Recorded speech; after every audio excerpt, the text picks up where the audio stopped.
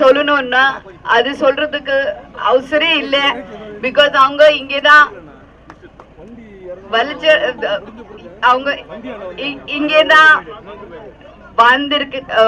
What ever he has இங்கேதான்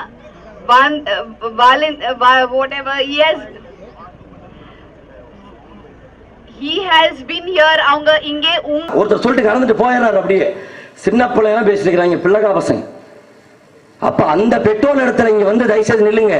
குஷ்புவும் நக்மாவும் உங்களுக்கு அரசியல் சொல்லி புரியணும்னா நீங்க பெத்த பிள்ளை நான் சொல்றதுல எந்த வெக்கமும் இல்லை. நின்று நீங்க தாராளமா கேட்கலாம்.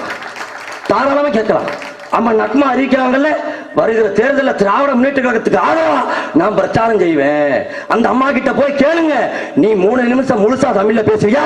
3 நிமிஷம் முழுசா தமிழ்லயே பேச முடியாது. நீ எப்படி தமிழர்களின் பிரச்சனை பேசுவே, தமிழருக்கான அரசியல் பேசுவ? அப்ப அந்த அந்த அந்த அந்த பேச்சையும் கேட்டுக்கிட்டு வாக்கு செலுத்துகிற முட்டா கூட்டமாக என் தமிழ் சமூகம் தள்ளப்பட்டிருக்குது. இதுதான் உண்மை. ஏன் திரளா இந்த இனத்தின் வரலாறு, இந்த மொழியின் பெருமை, இந்த இனத்தின் சிறப்பு, மொழியின் சிறப்பை நாங்க பேசுறோம். கேட்கதற்கு இந்த நிலத்துல நாதி இல்லை. வெறும் கலகரப்பு விழாவுக்காக நயன்தாரா வருது, 1 லட்சம் தமிழர்கள் திரள்றான். அப்ப அதை பார்த்துக்கிட்டு அப்படியே சிரிச்சுக்கிட்டு போக முடியாது. 1 லட்சம் பேர்த்தையும் அடிச்சு திருத்துற வேலை நாம் தமிழ் கட்சி பிள்ளைகள் ஒவ்வொருவருக்கும் இருக்கு. ஒவ்வொருத்தரையும் நிறுத்துவோம். முதல் அடி என்னை பெத்த என் அப்பனுக்கு தான். நீ ஒழுங்கா இருந்தீங்கன்னா உன் பிள்ளை தெருவில் இறங்கி கத்த வேண்டிய தேவை பிறந்திருக்குமா?